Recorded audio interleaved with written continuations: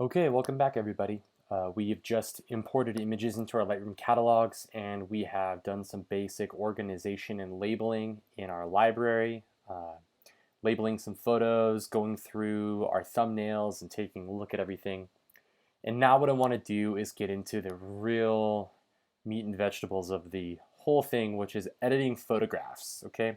But first what I want to do is just reiterate that when you quit Lightroom, to go away, you can just quit it and it'll say if you really want to quit. Yes, everything is saved. Once you've imported everything, it's all there, right? Because your images are actually saved as originals wherever you put them on your hard drives or folders, and your Lightroom catalogs are saved separately and they're just referencing those.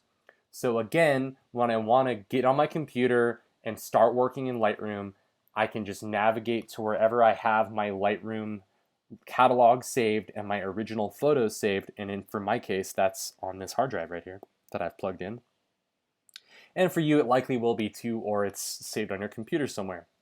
So I'm going to go ahead and navigate to my intro to photo class folder. I'm going to go to my intro to photo class Lightroom catalog, which is located inside the subfolder Lightroom catalogs that I made, and I'm going to go all the way down to it, and I can see here it's labeled Lightroom catalog with the name that I gave it and the icon.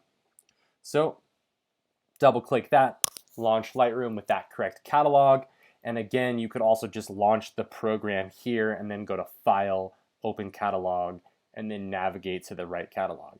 Okay, so once I have my catalog open, again in the previous videos we've gone over importing our images from our cards, copying them as DNGs in the import menu, which is found here. And at any point, if you want to import more photographs, you just repeat that process. You launch your Lightroom catalog. Here we are, intro to photo. Here's my photos. And if I want to bring in new photos, which you will do every time you shoot pictures on your card and you want to bring them in, you just launch your Lightroom catalogs. You plug your cards into the computer, and then you go to import right here. And then you follow the instructions from that video. And once you're done, it'll just bring them into your Lightroom library just like we did before. Okay. So here I'm in my Lightroom catalog, intro to photo, Lightroom catalog, the correct catalog for this course, and I'm in my library tab, which is found here, and I've labeled some photographs. I've gone through, I've started some stuff, I've labeled things with colors. Real quick, if you want to select multiple photographs, you can. If you're pretty computer savvy, this is no surprise that you can click on something and hold the shift button down and then click something else along the way and it'll highlight everything in between. And if you just want to click one here and one there, you can hold the command or control button down on a PC and you can click the ones that you want while holding down the control or command button, and then give them all a 1-star or a 5-star just by clicking the button that you need. So that's one way you can do it.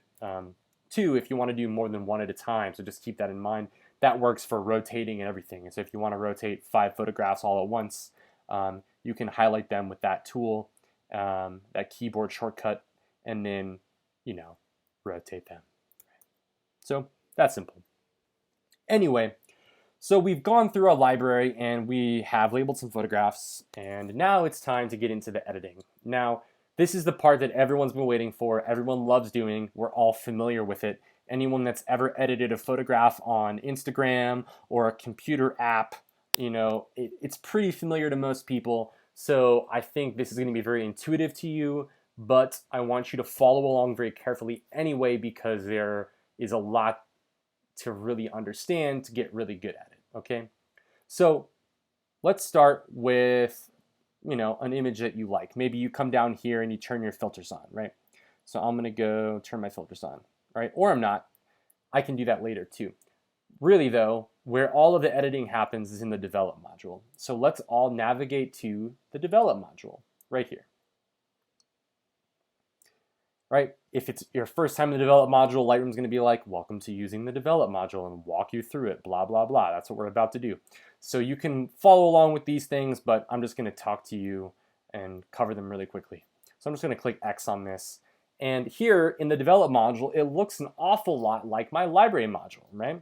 Except in my develop module, I have all of this fun stuff over here, okay? So I'm going to close all these down, and we're going to go through them one by one, not all of them. Okay. And then down here, of course, you have your film strip, and you can look at all of your photographs or previous imports. You can turn your filters on and look at only the ones that you've rated. So that's what I'm going to do. I'm going to go and turn my rated ones on only. Okay. I'm going to click 3 stars, and that's only one photograph. 2 stars, that many photographs. 1 star, that many. All right, so I'm just going to work with my 1-star photographs. These are the ones that maybe I thought were kind of worth it, kind of worth looking at from this last import. So here I go. I have my 1-star rated images, and they're all down here. And in my develop module on the right-hand side is really where most of the magic's going to happen. So the first thing that we're going to talk about is up top here is your histogram, right? Now this is a graphical representation of the light and dark and color information in your image. You read about that in Henry Hornstein's book, I believe in chapter 2. So this is a good thing to keep in mind. We're going to talk more about this later, primarily about your shadow and highlight warnings. But for the moment, let's just close that down and move on, right? These are some adjustment tools, and the only one that we're going to talk about today is the crop tool. Okay, this is probably the most fundamental and important editing tool for photographers. It happens first in the camera when you choose how you're going to frame your subject, but if you click on the tool here, it brings up something that is very intuitive to you. It is a crop tool. Anything that is within the box that you create is going to be your cropped image. Anything out of it that's grayed out is going to be deleted, although not permanently in Lightroom, right? So you can drag these around any way that you want, creating any kind of crop shape you want. However, there are over here under the crop tool, there are some things that you should be aware of, right? First of all, the aspect. This is the ratio between your horizontal and vertical crop sizes. So 1:1 would be a square. The vertical and the horizontal ratios are the same, right? The sizes are the same. So if I click 1:1 under this aspect dropdown, and I click enter on the keyboard, it crops it 1:1. So that's a square, okay? And if I'm hovering over the image, you'll notice that I can zoom in and zoom out by clicking on my mouse, right? Zoom in once, I have my hand, I can click and drag. You can see on the navigational tool over here, it moves you around. And if I click again, it zooms me back out.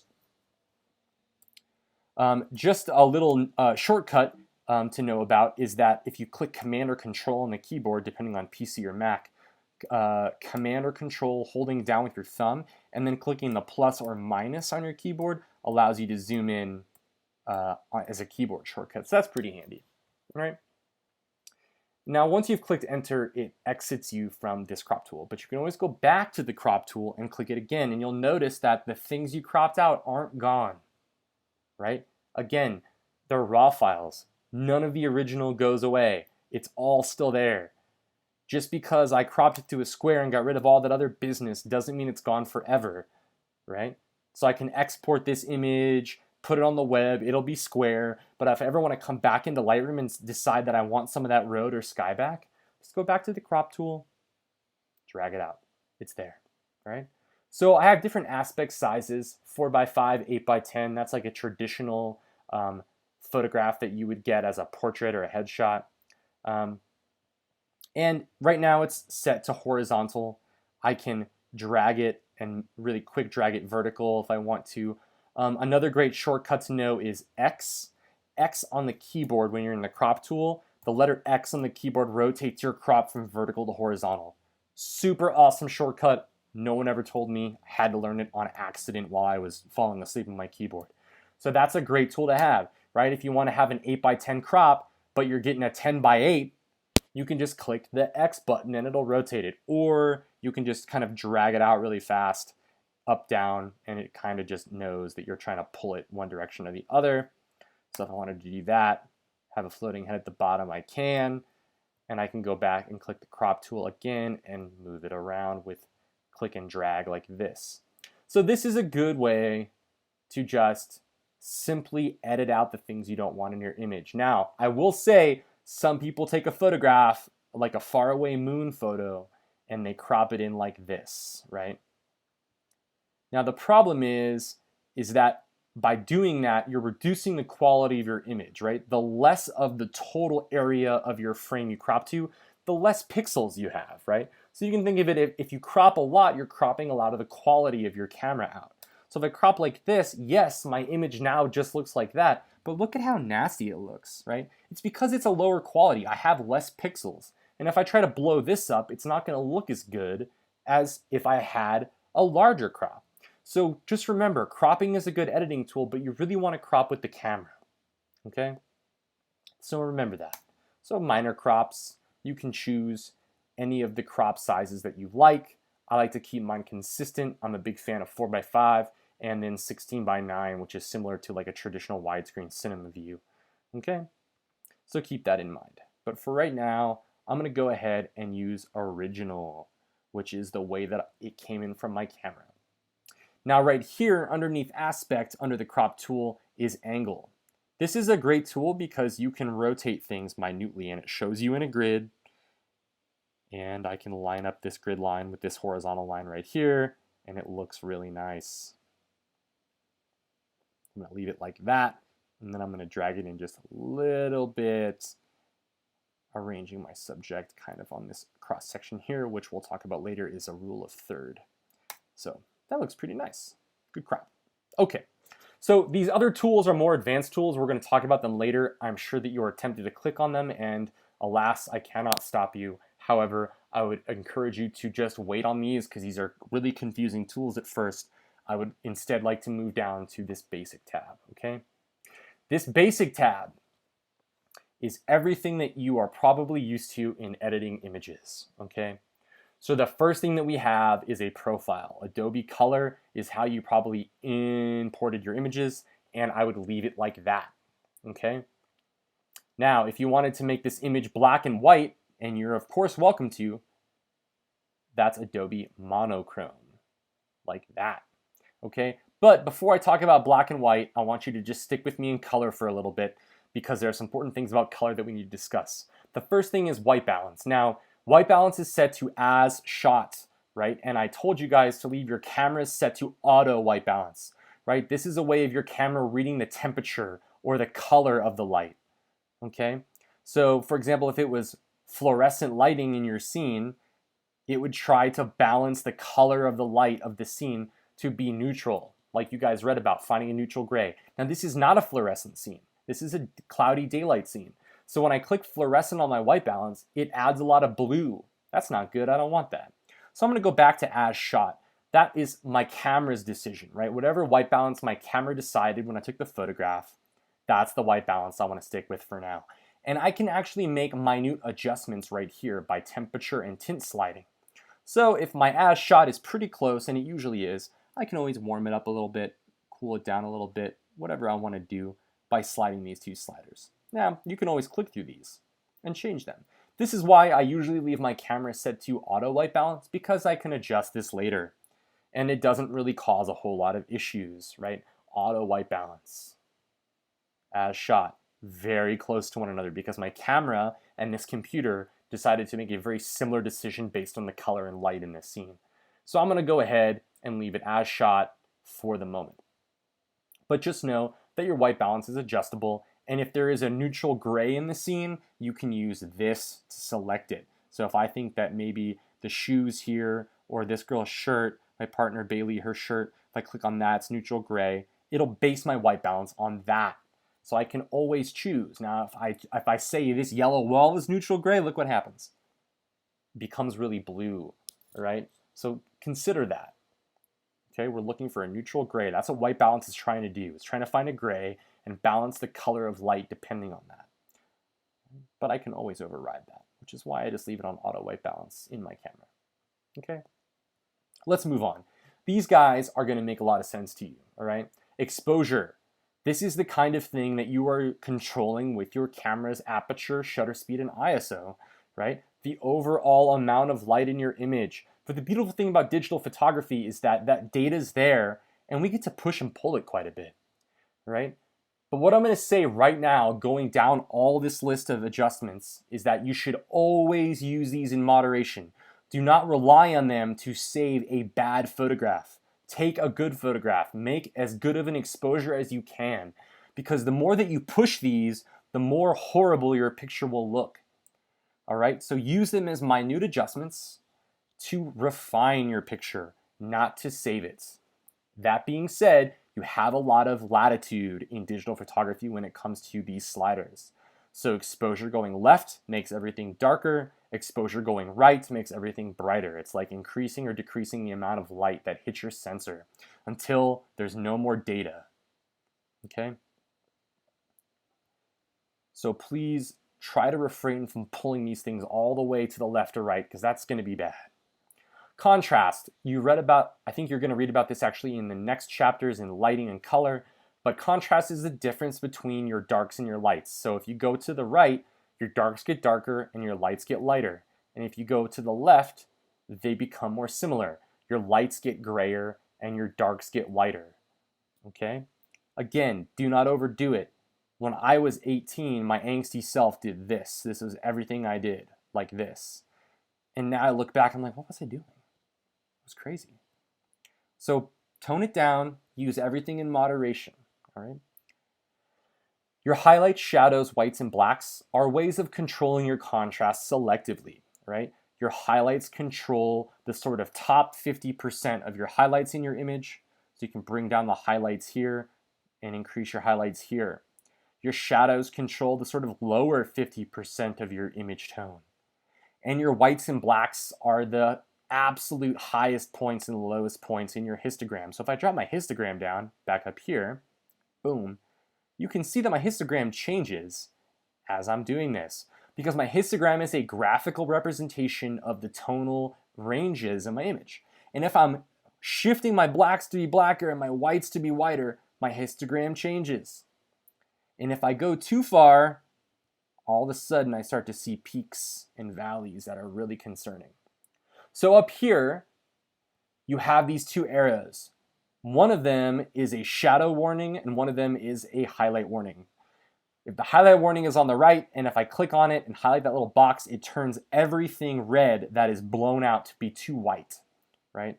So here I have my whites blown out. And if I bring them back down, my highlight warning goes away. This red is just telling me where the computer has no data. It's just white. There's nothing left. And inversely, if I turn my shadow warning on, you'll see it in blue. And everything that's blue is pure black. There's no information at all. It's just zero. In a computer, 0 is complete black, and color-wise, 255 is complete white. Those are the values. It's 256 actually value of tonality. So I keep these on sometimes, especially my highlight warning, when I'm making my adjustments, because I don't want to blow out my highlights too much. Like, see here, I'm editing everything so that this area down here is nice and bright, but up here I can see I'm getting some clipping in my sky, right? No more detail. Now, it's not a huge deal, but if you went to go print this image, it might look a little weird right here, right? So I could always come back and bring down my whites a little bit to get rid of that clipping so that there's an even tone there. There's actually some kind of color or detail. Not the end of the world, but especially if it was like this, it wouldn't be that bad because everything would be sort of even. But it's just a good idea to understand where you're clipping things. Again, a warning that you're pushing things kind of too far. Okay? So I like to use my highlights to brighten up the lighter ends of my image, and my darks, my shadows and blacks to sort of blacken or brighten parts of my image selectively. All right? Again, these are just ways of controlling contrast more selectively. Down here, underneath there, is presence. We have texture, clarity, dehaze, vibrance, and saturation. These first four are different ways of affecting the contrast and sharpness of your image. So if I come over my image and I zoom in to get a better visualization of the detail in my picture, and I up my texture, I can see this sort of really intense graphical contrast happen on all the detailed parts of my image. Now, if I drag it down to 0, everything starts to get kind of soft and fuzzy, right? It takes all the areas where there's no detail and it blurs it, okay? This looks like someone rubbed Vaseline or, breathed on my lens. So I want to make sure that I don't push these too far. Again, using them in moderation. A little bit of a bump actually gives my image a nice little bit of contrast and tooth, right? It's actually affecting the grain, the contrast in the grain of my image. Clarity works in a similar way, except it takes more into consideration the overall contrast of your image. So clarity is going to affect not only the sharpness of the grain, but also how dark or light that grain is, okay? So again, be careful. If you push these things too far, your image is going to start to look muddy and gross. The dehaze is strictly a kind of contrast sharpness. So you can see my color becomes clearer and more contrasty, but therefore making my image darker if I take it up too far. And inversely, if I take my dehaze down all the way, right, it's reducing the color contrast in my image. So all my colors are becoming more gray and similar, but they're also becoming more blended together and lighter and flatter. And this looks kind of bad, right? So again, sometimes in certain situations, combinations of these work better than others. Play with it, but don't go too far, all right? Don't be that person that makes all of your images look like throw up, all right? We're gonna remember that. Don't be that cheesy person on Instagram. Underneath there, we have global color adjustments. Now, when I say the word global, I mean this. Global is a change that affects the entire picture, right? The opposite of global would be selective or, restricted changes. These are global changes, changes that affect your entire picture. So my saturation increases the overall richness of colors. This is a really easy way to mess up a photograph. People are like, more color? Sounds great. If you put the color up too high and you oversaturate your image though, things become unreal and nasty, right? She looks like she got a really bad sunburn. This wall doesn't look real, right? Doesn't look good. Too much. Now, the other way, all the way down, takes almost all the color out of the image. And you might say, oh, that's the way to make it black and white. But actually, that's not. And I'm going to explain why in a minute. If you want to make black and white photographs, do not do it here by doing this. Don't do that. If you want to make black and white photographs, come back up here to Profile and go to Adobe Monochrome. And I will explain why in a moment. All right? Or you could just click black and white right here, and it takes it to Adobe Monochrome also. Color, black and white. You notice the change, okay? Do not make black and white photographs by sliding your saturation and vibrance sliders down, right? You'll notice that when I'm in black and white mode, my vibrance and saturation are gone. I can't click on them, right? Because there's no color. If I have no color, then I can't desaturate something. It's already desaturated, right? But what I can do is I can adjust the way in which my camera sees color, right? We'll talk about that more in a minute. But I'm going to go back to color for now. What I want to do now is I want to close this basic tab down. And I'm going to skip over tone and curve. This is another more technical way to control your contrast in your image. But we're going to come back to that later. If you want to play with it, I guess I can't stop you, but I want you to be careful and not get overwhelmed. So let's go skip past that one and go to HSL/color. This is a way to edit color specifically in your image, and I love this area of editing. It's so much fun. I have a lot of hours logged in controlling my color in my pictures through hue, saturation, and luminance sliders. Okay, here we see hue, saturation, and luminance. Right, that's what HSL stands for. Okay. So if I click on hue first, and if I double click it, it brings them all up together, right? But hue is another way of thinking of the type of color. So in my photograph, I have this big sort of yellow wall, right? So let's go down to the yellow slider. Under hue, I get to define what yellow is. I get to say my yellow is going to be more red yellow or more green yellow, right? My orange, it's going to be really orange, or kind of a green orange or yellow orange, right? Hue is a way of defining what kind of color you're seeing, okay? And they have limitations here, but they overlap, right? For example, my orange affects my yellow wall, my yellow affects my yellow wall, and my red affects the person standing in front of my yellow wall, okay? Just a pointer, 99% of the time, red and orange and yellow will all affect skin tonalities, any kind of skin, some more than others, but just remember, if you have people in your pictures, messing with any of these red, orange, and yellow sliders will deeply affect people's skin, so be careful, especially orange and red, okay? So just remember that, okay? But that being said, this is a really great way to adjust and fine adjust some color in your image, right? If I want to make that wall a little bit more warm, I can slide it that way, right? Now in my photograph, I don't actually have a lot of other color. I have mostly warm colors. I have a little bit of green up here, but this sky is mostly blown out gray and my wall is a yellow orange and so is the skin down here. I have some red right here in the collar and you can see that change. And you'll notice when I'm scrolling through the red hue, the skin tonality of her changes, right? So again, be aware of that.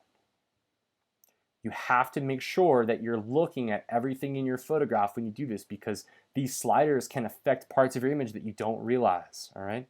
You might be looking at a blue sky and saying, oh, I want to affect the blue sky, but not realize that there's blue down here in the road or blue in the clothing. So make sure that you're aware of that, okay, when you're assigning a type of color.